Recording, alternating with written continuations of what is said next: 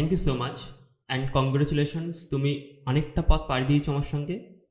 যতক্ষণ না তুমি সফল হচ্ছ ততক্ষণ আমি তোমাকে ছাড়বো না। তোমাকে সফল করে তারপরে আমার কাজ। তা সফল করতে গেলে আমার দিক থেকে আমি 100% এফর্ট দেব, কিন্তু তোমার দিক থেকেও কিছু কমিটমেন্ট থাকা দরকার আছে।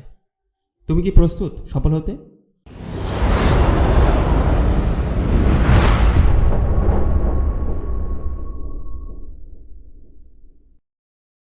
তাহলে তিনটে জিনিস করতে হবে। একটা হলো বিলিভ, আমাকে বিশ্বাস করতে হবে, টিচারদেরকে বিশ্বাস করতে হবে এবং প্যারেন্টসদেরকে বিশ্বাস করতে হবে। আমি যে কাজগুলো বলবো সেগুলো খুব সায়েন্টিফিক, যে টেকনিকগুলো তোমাকে প্রোভাইড করব সেগুলো খুব সিক্রেট, সচরাচর কোথাও পাবে না। বিশ্বাস করতে হবে প্রথমে নিজেকে, যে আমি পারবো, আমার দ্বারাই সম্ভব। তুমি যে সকল মানুষদের স্বপ্ন দেখো তারা মহান, তারা পৃথিবীতে কিছু করেছে, তারাও কিন্তু একদিন তোমার মতন ছিল। তারাও সন্দেহ করতো নিজেকে, তারাও ভয় পেত, কিন্তু তারা কখনো হার মানেনি, তারা এগিয়ে গেছে। এবং প্রত্যেকটা সফল ব্যক্তির একটা মেন্টর থাকে, যে মেন্টর কথা শোনে, বিশ্বাস করে এবং এগিয়ে যায়। আর যেহেতু তুমি এই কোর্সটা এনরোল করেছো, এই কোর্সটা লাইফ টাইম অ্যাক্সেস পাবে।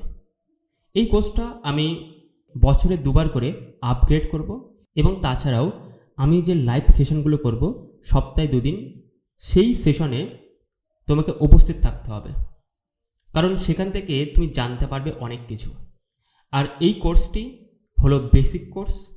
বেসিক কোর্স কেবল ইনফরমেশন, তুমি জানবে কি সমস্যা, কেন সমস্যা, কি ঘটছে।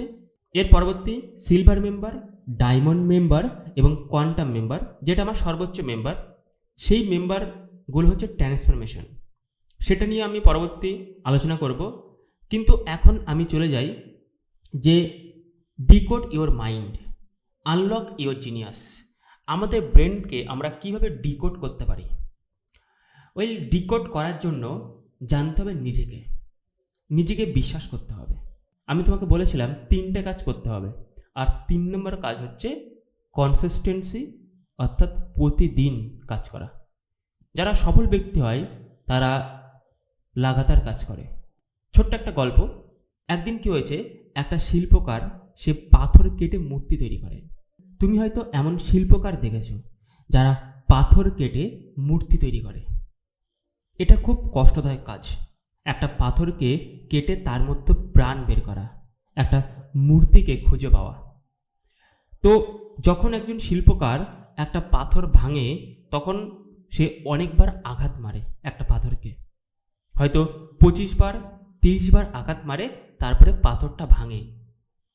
যদি তুমি ভালো করে অবজার্ভ করো যে 30তম বারে যখন পাথরটা ভাঙছে, সেই ভাঙাটা কিন্তু শুরু হয়েছিল প্রথমবার থেকে।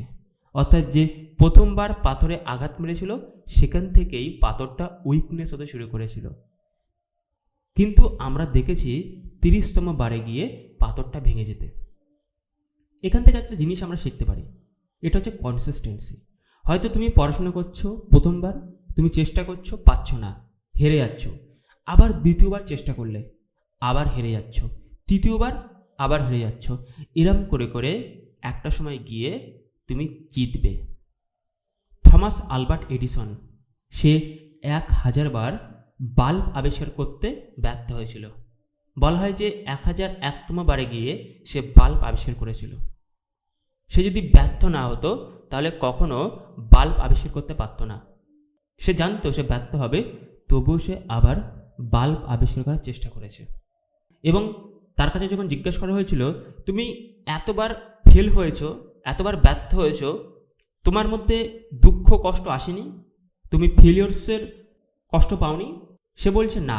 সে বলল, যখন আমি ফেল হয়েছি তখন আমি জানতে পারলাম যে বাল্বটা ওইভাবে আবিষ্কার হবে না, বাল্ব ওইভাবে জ্বলবে না। আমি জেনেছি 1000 ভাবে কীভাবে বাল্ব জ্বলবে না।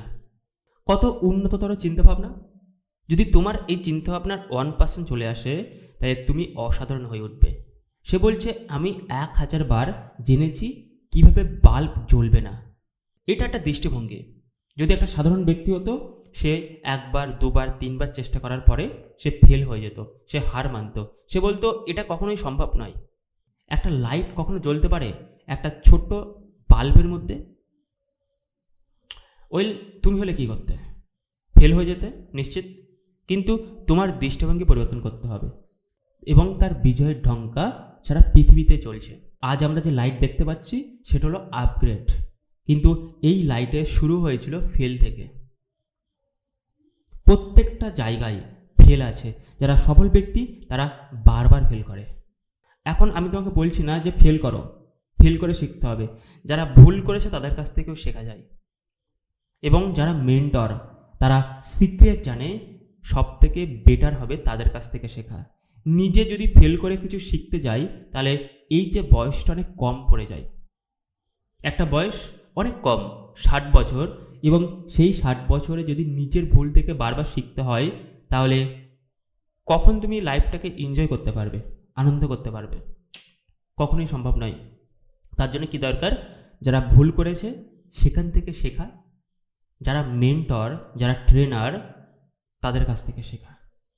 তাহলে তুমি গ্রেট কিছু শিখতে পারবে এবং আমি তোমাকে সেই জিনিসটাই শেখাবো। তো কি করতে হবে? নিজেকে স্ক্যান করতে হবে। যেরকম মনে করো কোন একটা মানুষ, তার পায়ের হাড় ভেঙে গেছে, সে খেলা করতে করতে পড়ে গেছে এবং পায়ের হাড় ভেঙে গেছে। তখন তাকে কি করতে হয়? ওয়েল, এক্স রে করতে হয় যে কি হয়েছে এক্স্যাক্ট, কোথায় ভেঙেছে, কতটা আঘাত এসেছে। ওই স্ক্যান না করলে সে সুস্থ হয়ে উঠতো কিন্তু টাইম লাগতো, মেবি তাকে আরও যন্ত্রণা ভোগ করতে হতো। ঠিক তেমনি তোমাকে স্ক্যান করতে হবে তুমি কোথায় মেন প্রবলেমসের মধ্যে আছো, কোন জায়গায় তোমার সমস্যা হচ্ছে। এই সমস্যাটা একজন অবজারভার, একজন মেন্টর বা কোচ, ট্রেনার, যিনি দীর্ঘদিন ধরে রিসার্চ করছেন, এই ফিল্ডে আছেন, তিনি পারবেন। আর কংগ্রেচুলেশনস, আমি এই ফিল্ডে দীর্ঘ 5 বছর ধরে আছি এবং আমার আন্ডারে অনেক ছাত্র, তারা পশ্চিমবঙ্গের টপার্স হয়েছে, মাধ্যমিকে, উচ্চ মাধ্যমিকে অসাধারণ নাম্বার পেয়েছে। অনেক ছাত্ররা আছে তাদের দীর্ঘদিন ধরে অভ্যাস, মোবাইল ফোন দেখা, পর্নোগ্রাফিতে অ্যাডিক্টেড, স্মোকিং, যে সকল অ্যাডিকশান আছে সেই সকল থেকে মুক্তি পাওয়া, এবং তারা সঠিক পথ পেয়েছে। তো নিজেকে স্ক্যান করতে হবে, নিজেকে দেখতে হবে যে কোন জায়গাটায় তুমি প্রবলেম ফেস করছো। আমাদের দুটো দুনিয়া আছে, একটা হলো ইন্টারনাল ওয়ার্ল্ড আর একটা হলো external world. So internal world যেটা তুমি কন্ট্রোল করতে পারো, তোমার থট, তোমার চিন্তা, তোমার ডিসিশান, তোমার বিহেভিয়ার, এবং এক্সটার্নাল ওয়ার্ল্ড তুমি কন্ট্রোল করতে পারো না। কিন্তু আমরা সবচাইতে ভুল করি, বাইরের জগৎ থেকে আশা করি, এক্সপেকটেশন করি যে কোন মানুষ আমাদের সম্বন্ধে কী কথা বলল, তাদের ব্যবহার। তো এই আশার জন্য আমরা দুঃখ, কষ্ট বা যন্ত্রণা পাই। যদি সেই আশাটাকে আমরা বন্ধ করি, মুক্ত হতে পারি, তাহলে তোমার 90% প্রবলেম সলভ হয়ে যাবে। কারণ তুমি তোমার জীবনের সৃষ্টিকর্তা।